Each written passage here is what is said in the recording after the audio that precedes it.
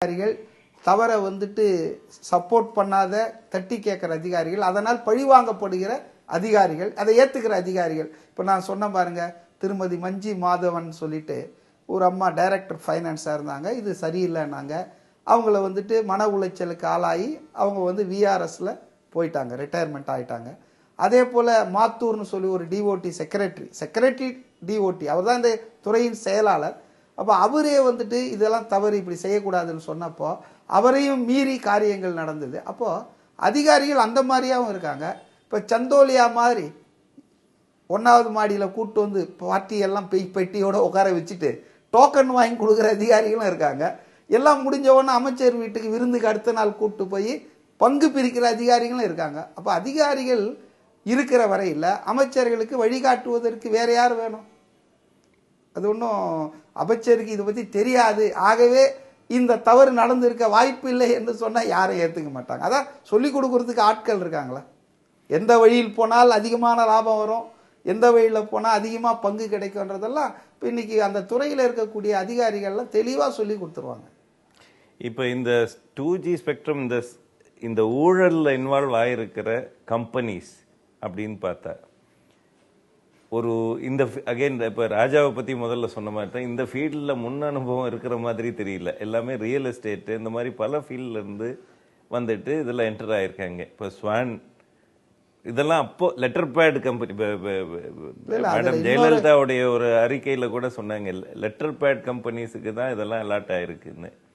அது எப்படி, எந்த பேசிஸில் அவங்களுக்கெல்லாம் கொடுத்து? நீங்கள் சொன்னீங்க முன் அனுபவம் இல்லாத கம்பெனிகள் சொன்னீங்க. ஆனால் ஒரு நிறுவனத்தை உருவாக்கணும், பதிவு பண்ணோன்னா அதாவது மெமரண்டம் ஆஃப் அசோசியேஷன் ஒன்று இருக்குது. அதில் நாங்கள் இந்த தொழில் செய்கிற போகிறோம், இந்த துறையில் ஈடுபட போகிறோன்னு இருக்கணும். ஆமாம். இந்த சில கம்பெனிகள்லாம் ஏலத்துக்கு எடுத்தாங்களே, அதில் சில கம்பெனிகளுக்கு டெலிகம்யூனிகேஷனில் தொழில் செய்கிறோன்ற அனுமதி கூட இல்லை. அதனால் நீங்கள் வந்து முன் அனுபவத்தை விடுங்க, அந்த நிறுவனம் அந்த தொழில் செய்யவே கூடாது as per the company law or company act. அதாவது ரெஜிஸ்ட்ரார் ஆஃப் கம்பெனிஸ்ல சப்மிட் பண்ணி இருக்கிற அவங்களுடைய மெமோரண்டத்தில் படி டெலிகாம் சர்வீஸ்ல அவங்க ஈடுபடுவதற்கு அதிகாரமே கிடையாது, உரிமையே கிடையாது. ஆனால் அப்படிப்பட்ட கம்பெனிகளுக்கெல்லாம் வாரி லைசன்ஸையும் 2G ஸ்பெக்ட்ரத்தையும் கொடுத்துட்டு நான் சட்டப்படி தான் செஞ்சேன், நான் வந்து விதியை மீறலை, ட்ராய் தான் சொல்லிச்சா. அதனால் வந்துங்க இது சரியில்லை.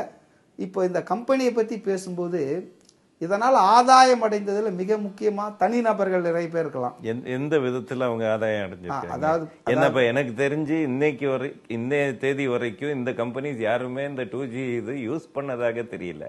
அதாவதுங்க இப்போது இந்த 2G ஸ்பெக்ட்ரம் சில 1000 கோடி கொடுத்த ஒன்றும் வாங்கிட்டாங்க, சில 1000 கோடி 1600 1500ன்னு கொடுத்து 2 கம்பெனியை சொல்கிறேன், நிறைய அடிப்பட்ட பேர் தான். ஸ்வான் அப்படின்ற ஒரு கம்பெனி, யூனிடெக் அதுதான் இப்போ யூனிநார்னு பேர் மாறி இருக்கு இல்லையா, அந்த கம்பெனி. இந்த 2 கம்பெனியும் தலா 1600 கோடி ரூபாய் கொடுத்து அவங்களுக்கு வேண்டிய ஸ்பெக்ட்ரத்தை வாங்கிட்டாங்க. ஸ்பெக்ட்ரத்தை வாங்கும்போது என்ன அவங்களுக்கு முன் நிபந்தனைனா, நீ இந்த குறிப்பிட்ட காலத்துக்குள்ளே ரோல் அவுட் பண்ணணும், சர்வீஸை பண்ணணும்.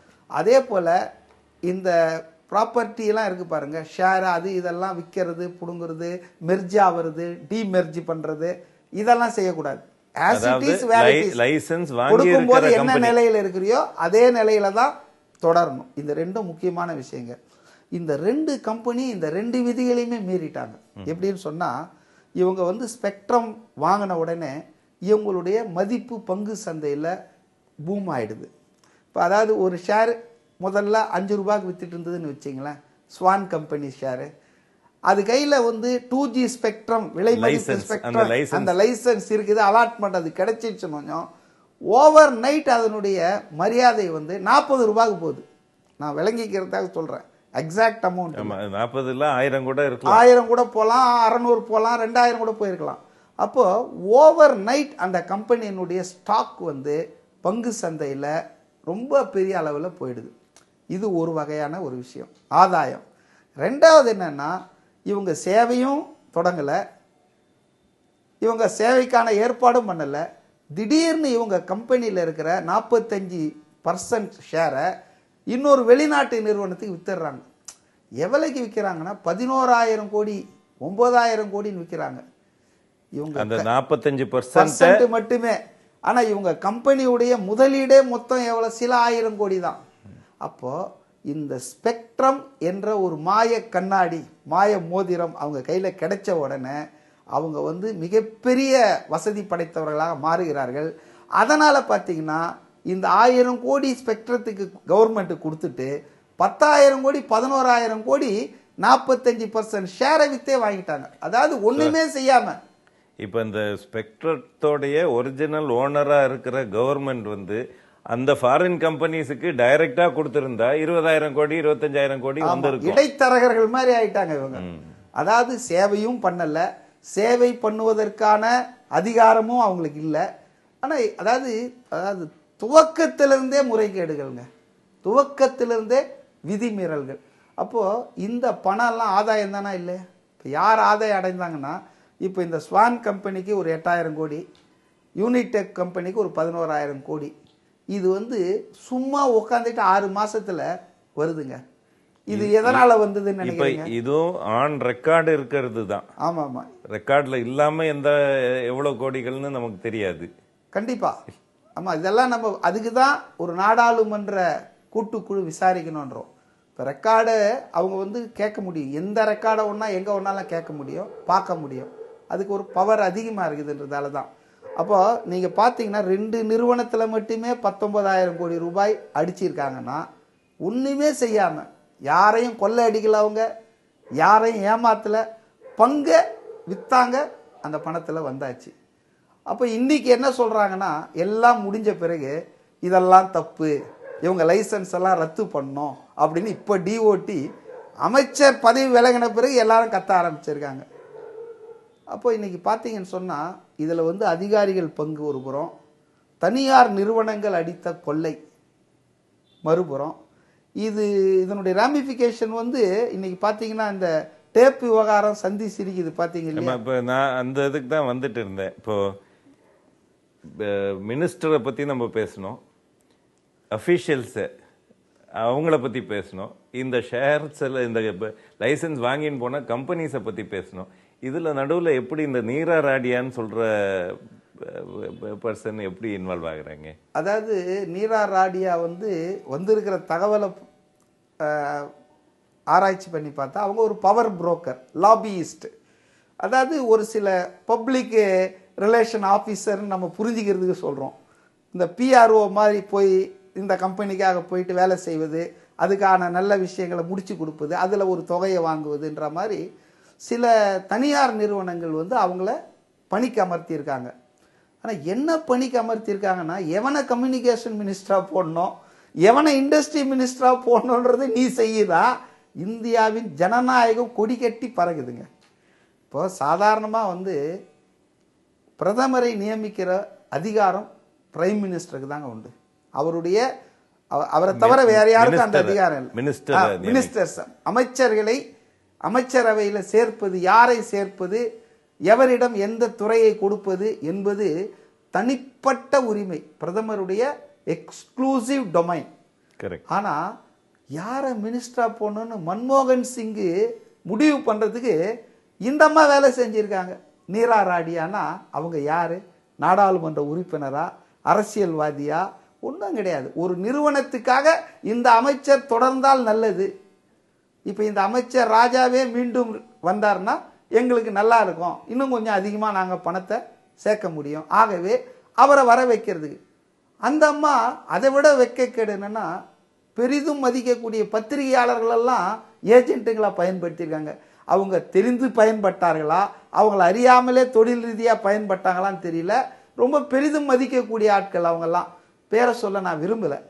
அவங்கெல்லாம் வந்து குலாம் நபி ஆசாது கிட்ட பேசுகிறாரு, தொழில் ரீதியாக இப்போ எல்லாருக்கிட்ட, இப்போ நீங்கள் கூட பல பேர்கிட்ட பேட்டி எடுக்கலாம், போகலாம் வரலாம், உங்களுக்கு பழக்கம் இருக்கலாம். ஆனால் அதை எப்படி அந்த அம்மா பயன்படுத்தியிருக்கிறாங்கன்றது இந்த டேப்பில் போட்டு பார்த்தா ரொம்ப இந்தியாவினுடைய ஜனநாயகம் என்பது ஒரு நிறுவனம் மாதிரி ஆகிப்போச்சு.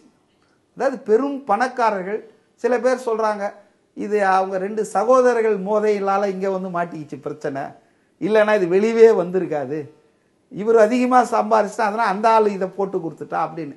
ஏதோ நல்லது நடந்திருக்கு. ஆனால் இன்னைக்கு அந்த டேப்பை அழிக்காமல் வச்சுருப்பாங்களா, ஏன்னா ஆதர்ஸ் குடியிருப்பு முக்கியமான ஃபைலை காணோன்னு போலீஸ்ல போய் கம்ப்ளைண்ட் கொடுத்துருக்காங்க. ஆமா, அலாட்மெண்ட் ஆன ஃபைலே இல்லைன்னா அப்புறம் நீங்க என்ன பண்ண முடியும்? கோர்ட்டு கூட என்ன பண்ண முடியும்? அப்ப அது மாதிரி இப்போ வந்து எது வேணாலும் நடக்கலாம், மாயமா மறையலாம், ஆளே கூட மறைஞ்சிடலாம். ஆள் இருந்தால் தானே பிரச்சனை, ஆளே இல்லாமல் ஆக்கிடலாம். ஆக இன்னைக்கு பார்த்தீங்கன்னா ரொம்ப பயங்கரமான ஒரு விஷயங்கள் பின்னணியெல்லாம் இது பின்னால் இருக்குது. ஏதோ ஒரு சாதாரண ஊழலாக ஏதோ ஒரு காசு வாங்கிட்டான், 500 ரூபாய் காசு வாங்கிட்டான், 1000 ரூபாய் காசு வாங்கிட்டான்னா அவனை உடனே ஜெயிலில் போடுறாங்க, சஸ்பெண்ட் பண்ணுறாங்க, டிஸ்மிஸ் பண்ணுறாங்க, பென்ஷன் இல்லாமல் பண்ணுறாங்க, சமூகத்தின் முன்னால் அவனை கூனி குறுக வச்சிடுறாங்க. ஆனால் இங்கே பார்த்தீங்கன்னா கோடி கோடி இத்தனை சைபர் போடுறாங்க, நமக்கே தெரியல.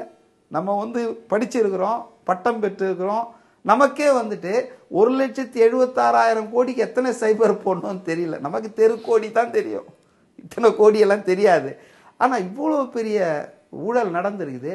இது ஒன்றுமே நடக்காத மாதிரி எப்படி தான் இவங்களால இருக்க முடியுது அப்படின்றது ரொம்ப கஷ்டமாக இருக்குது. ரெண்டாவது இந்த நீரா ராடியா விவகாரத்தில் வந்தது டிப் ஆஃப் தி ஐஸ்பர்க்ன்றாங்க. அதாவது வந்தது கையளவு, இன்னும் அந்த டேப்பில் இருக்கிறதெல்லாம் உலக அளவு இருக்குதுன்றாங்க. மொத்தம் 5000 கிளிப்ஸ் இருக்குன்றீங்க, அதுல வந்து ஒரு 10 கிளிப்பு தான் வெளியே வந்திருக்கு. ஆமா, வந்ததே இவ்வளோ நாறுதுன்னா இன்னும் மொத்தமும் வந்தா என்ன ஆகும்? அதுவும் தமிழ்நாடு அரசியல் என்ன ஆகும்?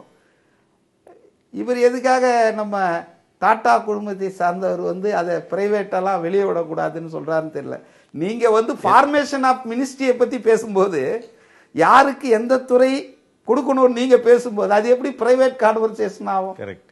அது நாட்டையே ஒரு சில நிறுவனங்கள் கைப்பாவையாக ஒரு மத்திய அரசாங்கத்தையே வச்சுக்குவாங்கன்னா அது எங்களுடைய தனிப்பட்ட, எங்களுக்கு ஃபண்டமெண்டல் ரைட் இருக்குது.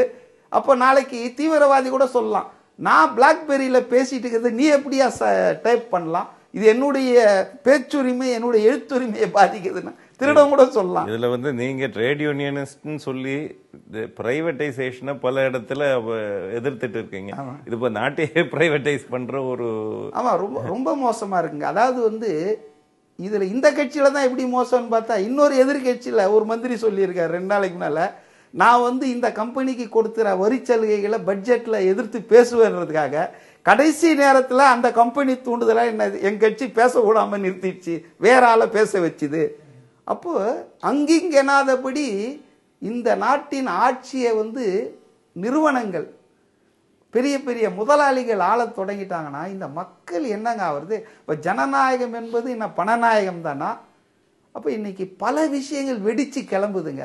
அதாவது ஸ்பெக்ட்ரத்தில் ஆரம்பிச்சு அது ஏதோ வந்து கிணறு வெட்ட பூதம் கிளம்புனா மாதிரி இந்த இந்த மத்திய அரசு எப்படி அமைகிறது, மத்திய அரசின் பட்ஜெட்ல சலுகை எப்படி தரப்படுகிறது, யார் யாருக்கு எப்படி அமைச்சரவைகள் பெறப்படுகிறது என்பதெல்லாம் இன்னைக்கு அடிச்சு வெளியே வந்து பார்த்தீங்கன்னா ஒரு பப்ளிக் டிபேட் வந்தாச்சு.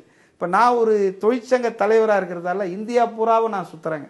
காஷ்மீர் டு கன்னியாகுமரி நான் போகிறது உண்டு, ட்ரெயினில், பிளெயினில், பஸ்ஸில், எல்லாத்துலேயுமே மக்கள் இதை பற்றி பேசுகிறதெல்லாம் ரொம்ப ஆர்வத்தோடு நான் உன்னிப்பாக கவனிப்பேன். ஏன்னா நான் வந்து அவங்களுக்கு தெரியாத ஒரு தொழிற்சங்க தலைவர்னு ஒரு சக பயணியாக நான் போவேன். அப்போ ட்ரெயினில், பிளெயினில், பஸ்லலாம் பார்க்கும்போது இதை பற்றி பேசுகிற பேச்சுக்கள் எனக்கு ஒரு மகிழ்ச்சியை, நம்பிக்கை தருதுங்க. இந்த நாட்டில் வந்து ராமன் ஆண்டால் என்ன, லட்சுமணன் ஆண்டால் என்ன, நம்ம வேலை முடிஞ்சுதான்னு நினைப்பாங்களேன்னு எனக்கு ஒரு கவலை இருந்தது. ஆனால் இன்னைக்கு ஒவ்வொருத்தரும் பேசுகிறாங்க. அநேகமாக வரக்கூடிய சட்டமன்ற தேர்தலில் தமிழ்நாட்டிலையும் நாடாளுமன்ற தேர்தல்லையும் இல்லை பிற மாநில தேர்தல்லையும் ஸ்பெக்ட்ரம் விஷயம் வந்து ஒரு மிகப்பெரிய விஷயமாக விஸ்வரூபம் எடுக்க போகுதுன்றதுல வந்து எனக்கு சந்தேகம் இல்லை. ஏன்னா ஜனங்க கிட்ட நான் பேசுறது, பார்க்கறது, பழகிறத பார்க்கும்போது இப்போ சமீபத்தில் நீங்கள் பார்த்தீங்கன்னா கூட பீகார் சட்டமன்ற தேர்தலில் முதல் 2-3 ரவுண்டில் காங்கிரஸ் கொஞ்சம் தப்பிச்சிருக்கும்னு நான் நினைக்கிறேன். இந்த கடைசி ரவுண்டுகளில் இந்த டேப்பெல்லாம் வெளியே வந்தவொன்னு மரண அடியாகி இன்னைக்கு வந்து 9 சட்டமன்ற உறுப்பினர்கள் 4 பேராக குறைஞ்சி இன்னைக்கு வாஷ் அவுட் ஆகி போச்சுன்னா இந்த ஊழல் இந்த விஷயம் அம்பலமாச்சுன்னு சொன்னால் நிச்சயமாக இது வந்து அரசியல் பெரிய சூறாவளியை ஏற்படுத்தும். அதன் காரணமாகத்தான் இதை வந்து அமுக்குறாங்களா, அதன் காரணமாகத்தான் இதை வந்து தாமதப்படுத்தணும், இதை அப்படியே மறக்கடிச்சிடணும் அப்படின்னு நினைக்கிறாங்களா? அதுக்காகத்தான் ஜேபிசியை அமைய விடாமல் இன்னைக்கு குளிர்கால கூட்டத்தொடர் நாசமாக போனாலும் சரி, இன்னும் ஒரு 2-3 நாள் இப்படியே ஓட்டிட்டோம்னா சைனி டைன்னு அனௌன்ஸ் பண்ணிட்டு விட்டுறலாம், என்ன பண்ணுவாங்க அப்படின்னு நினைக்கிறாங்களா? ரொம்ப இந்தியாவை நினைச்சா கவலையாக இருக்குது. அதே நேரத்தில் இந்திய மக்களுக்கு இது மேல இருக்கக்கூடிய ஆர்வம், இது மேல இருக்கிற ஒரு குறுகுறுப்பு, இதை விசாரிக்கணும், இதை விடக்கூடாது, இவ்வளவு மோசம் நடந்திருக்குதா, எல்லாரும் இதுக்கு துணை போயிருக்காங்களான்ற அந்த தவிப்பு இருக்கு பாருங்க. அது இந்த ஜனநாயகம் எப்படியும் காப்பாற்றப்படும். இந்த ஊழல் நிச்சயமா வெளியே வரும். இதை எவ்வளவுதான் மூடி மூடி 7 கடலுக்கு அடியில் கொண்டு போய் போட்டா கூட இது மேலே கிளம்பி வரும். ஊழல்வாதிகள் கண்டிப்பாக தண்டிக்கப்படுவார்கள், குற்றவாளிகள் தப்ப முடியாதுன்ற நம்பிக்கை எனக்கு வந்திருக்குங்க. ரொம்ப நன்றி சார். பாமர மக்களுக்கு புரியும்படி ஒரு குழப்பமான ஒரு சப்ஜெக்டை எடுத்து சொல்லியிருக்கீங்க. ரொம்ப நன்றி.